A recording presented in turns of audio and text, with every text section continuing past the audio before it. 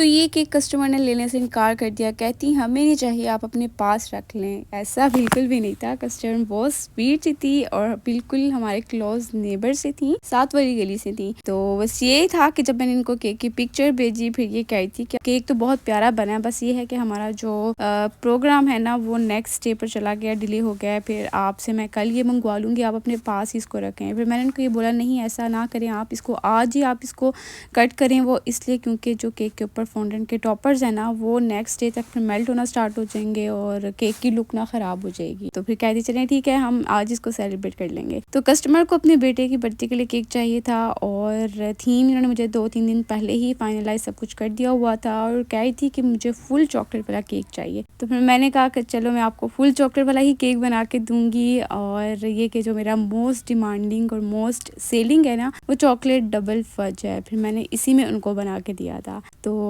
बस ये था कि केक बोर्ड के ऊपर हमने नेम के साथ हैप्पी बर्थडे मेंशन करना था और केक की जो फाइनल लुक थी वो बहुत ही एलिगेंट सी थी, बहुत ही प्यारी सी आई थी। तो इस केक के जो टॉपर्स थे ना वो जब मैंने देखे तो मुझे बनाते हुए थोड़ा सा हो रहा था कि पता नहीं मेरे से बनेंगे या नहीं, लेकिन फिर फाइनली बहुत अच्छे से बन गए थे और जो इनका फीडबैक था ना वो भी बहुत ही अच्छा रहा था। कही थी कि हमारे घर में सबको केक बहुत पसंद आया था, बहुत मज़े का था। तो अब जो नेक्स्ट वाला केक है ये मुझे अर्जेंट बेस पर आया था, ये कह ले कि 2 से 3 घंटे के नोटिस पर। वो इसलिए मैंने एक्सेप्ट कर लिया कि मेरे जो स्पंजेस है ना वो बेक्ड पड़े हुए थे और जो चॉकलेट वाला है ना वो डेली बेसिस पर ही तकरीबन जा रहा होता है। तो बस ये होता है ना कि अगर अर्जेंटली भी मुझे, अगर मेरे पास कोई ऑर्डर एक्स्ट्रा का ना हो और अगर टाइम की मेरे पास शॉर्टेज ना हो फिर मैं एक्सेप्ट कर लेती हूँ। तो बस ये कि मैंने इनका ऑर्डर ले लिया था और बहुत ही डिसअपॉइंट होकर आई थी, किसी दूसरी बेकरी से गई थी कि हमें टेस्ट नहीं था पसंद आया। तो आपसे अब दोबारा हम बनवा रहे हैं ये कि आप प्लीज़ अच्छा सा बनाएगा, हमने वैसे आपके रिव्यूज़ वगैरह देखे हैं। तो फिर मैंने इनको थोड़ी सी तसल्ली दी थी कि आप इंशाल्लाह सेटिस्फाइड होंगे। तो आई थिंक तो इनका फर्स्ट एक्सपीरियंस था मेरे साथ। तो केक फिर इनको जब मैंने डिलीवर करवाया था लुक वाइज भी बहुत पसंद आया था और टेस्ट वाइज भी इनका जो फीडबैक था वो काफ़ी अच्छा आया था। और फिर नेक्स्ट के लिए भी उन्होंने मेरे से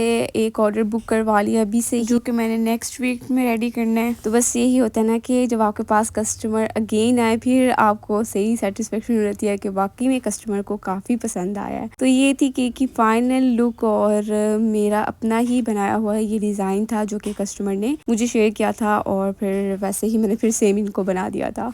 तो अब नेक्स्ट वाला जो ये लास्ट वाला जो केक है ये हमने पाइनएप्पल में बनाया है और ये वाली जो कस्टमर कह लूँ या मेरी फ्रेंड भी हैं, इनको ना जो मेरा पाइनएप्पल केक है ना वो बहुत ज़्यादा पसंद है। तो सही मतलब फ़ैन है मेरे पाइनएप्पल केक की, कहती हैं मुझे किसी का भी नहीं पसंद आता पाइनएप्पल केक। एक और हैं वो इनकी फ्रेंड है, वो उनका और जो मेरा है ना वो बहुत ही इनको पसंद आता है। तो इनकी बर्थडे थी तो मैंने ही इनको सरप्राइज़ करना था। तो फिर मैंने कहा चलो थीम कैंडल इस बार कर लेती हूँ क्योंकि ट्रेंडिंग में काफ़ी चल रहा था और मैंने ये ट्राई भी नहीं था किया। तो फिर मैंने इसके ऊपर जो फ्लावर्स है ना ये बटर क्रीम के बनाए थे। तो बस ये था कि फ्लावर्स मैंने बना कर ना इनको 5-10 मिनट के लिए फ्रीज़र में रख दिया था। ये बटर क्रीम के थे इसलिए हार्ड हो गए थे और फिर मैंने इनको ना केक के ऊपर आसानी से रख दिया था। तो मिड में हमने कैंडल लगानी थी और सारे फ्लावर्स फिर मैंने इसके ऊपर अप्लाई कर दिए थे। तो बस ये होता है, ये फ्लावर्स बनाने के लिए ना आपको 1 से 2 बार की प्रैक्टिस चाहिए होती है, फिर ये बड़े मज़े के अच्छे से बन जाते हैं।